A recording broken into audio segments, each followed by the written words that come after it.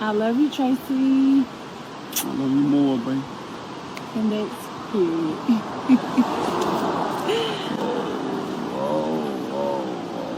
Get out. You doing a video? All right, bro.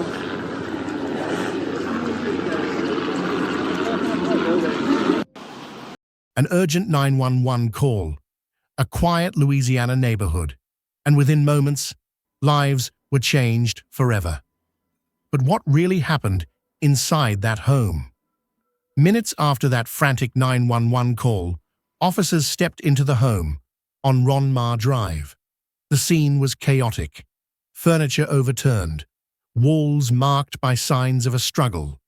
Two individuals, later identified as 32-year-old Shaterica Smith and 35-year-old Tracy Johnson, had tragically lost their lives.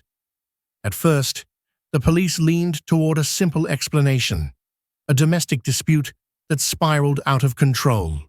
But then, they found something unexpected. A phone, still recording, hidden beneath a couch. What was on that device? Evidence that could turn this case upside down. Stay tuned as we dig into what it revealed. The phone found beneath the couch. It was still recording when police picked it up. On it, a shaky voice, angry shouts, then silence. Investigators listened closely, hoping for answers about what happened that night on Ron Ma Drive. But what they heard only raised more questions. Was someone else in the house with Shaterica and Tracy? Or was this a private fight that spiraled out of control? Let's step back for a moment. That car speeding away, it's not just a random detail. Police tracked down security footage from a nearby street. Grainy images show a dark sedan peeling out of the neighborhood at 4:32 a.m., just 3 minutes before the 911 call. The driver's face, too blurry to make out. But here's the kicker. The car didn't belong to Shaterica or Tracy. So whose was it? And why were they in such a hurry to leave? Neighbors started talking. One woman, who asked to stay anonymous, said she saw a stranger knocking on the couple's door earlier that week. He looked nervous, she said, kept glancing over his shoulder. Another resident mentioned hearing a loud bang hours before the police showed up. Not gunfire, they insisted, just something heavy hitting the ground. Could this be tied to the overturned furniture officers found inside? The pieces don't quite fit yet. Then, there's the 911 call itself. Released audio reveals a frantic voice. Not Shaterica, not Tracy, saying, "Hurry, it's bad." The line cut off seconds later. Dispatch tried calling back.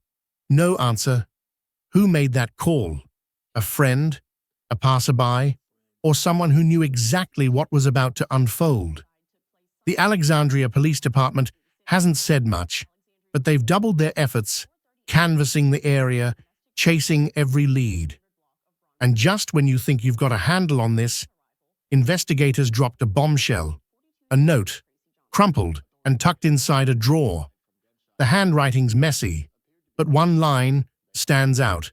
"I can't keep doing this." Who wrote it? Shaterica? Tracy? Or someone else entirely? The note wasn't dated, leaving everyone guessing about when or why it was written. The community's reeling. A local pastor held a vigil outside the house, calling it a loss that cuts deep. News outlets ran with the story. Mystery deepens in Alexandria tragedy. Online, people are piecing it together. Some say it's a love story gone wrong. Others whisper about a hidden debt or a betrayal. But no one knows the full truth. Not yet. Stay with us, because what comes next could flip this case wide open. The backyard discovery sent investigators scrambling. A small metal box, rusted and buried under a pile of leaves. It wasn't listed in the initial police report. Inside, a key. Not to the house, not to a car, something else. Where did it lead? And why was it hidden? Shaterica's brother remembered something odd. Weeks earlier, she'd asked him about a storage unit downtown. She wouldn't say why, just that it was important. Did Tracy know about it? The key didn't match anything in their home. Investigators tracked down the unit. What they found raised more questions than answers. Inside the storage space, a duffel bag, packed tight, clothes, cash, a burner phone. Someone was planning to leave. But who? Shaterika? Tracy? Or someone else entirely? The phone had one number saved. No name. Just initials. KL calls were made to it days before the incident. No one's picked up since. Friends started talking. One said Shaterika had been asking strange questions lately. "What would you do if you had to start over?" she'd asked. Another noticed Tracy meeting someone at a diner across town. A woman. Dark hair.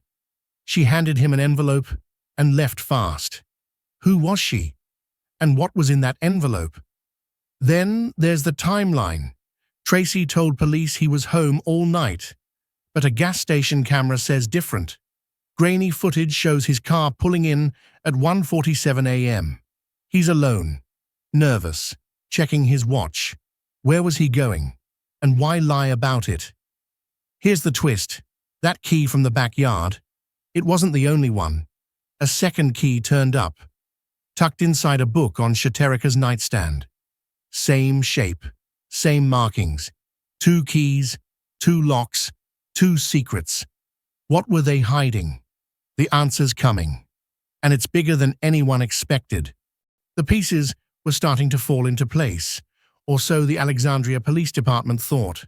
A domestic incident gone wrong. A tragic end to a strained relationship. But then, something surfaced that flipped the entire case on its head. That note, the one found in the drawer, the one that said, "I can't keep doing this."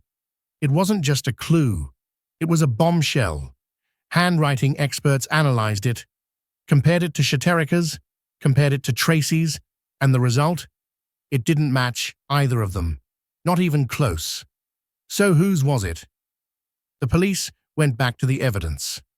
That car parked across the street, the one the neighbor photographed, its owner wasn't just a random name anymore.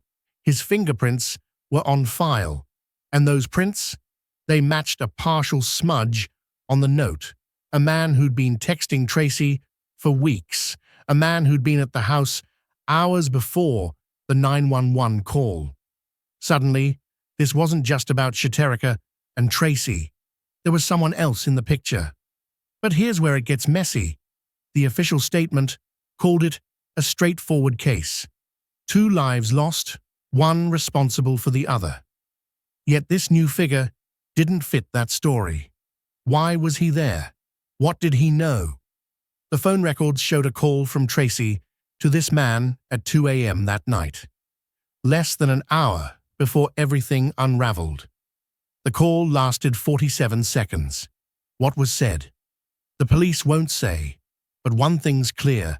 Something didn't add up. Then there's Shaterika's lease agreement, signed 2 days earlier, for an apartment 200 miles away.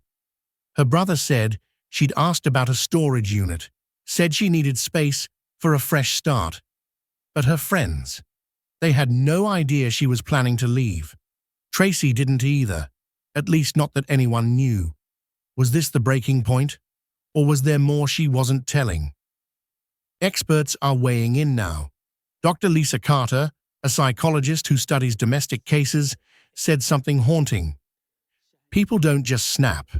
There are signs, missed calls for help, quiet plans to escape. The tragedy is, we often see them too late.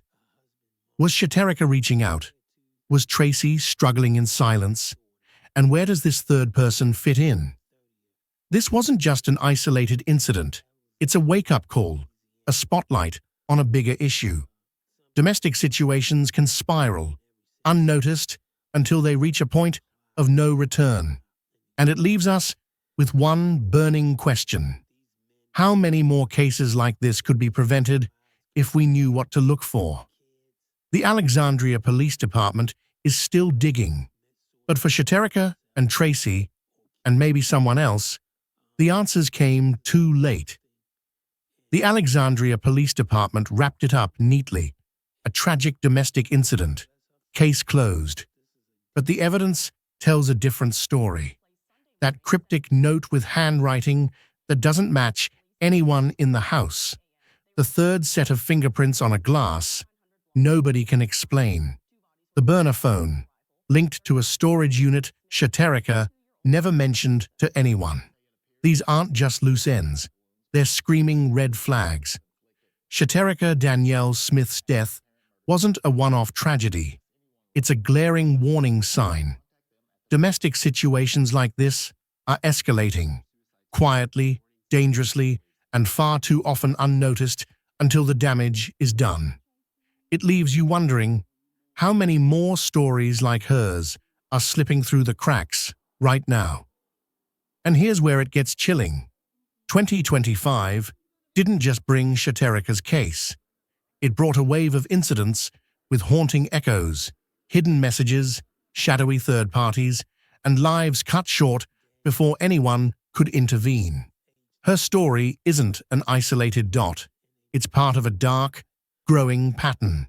A pattern that's still unfolding as we speak. You can't help but feel the weight of it. The next case might be closer than you think, maybe even in your own backyard.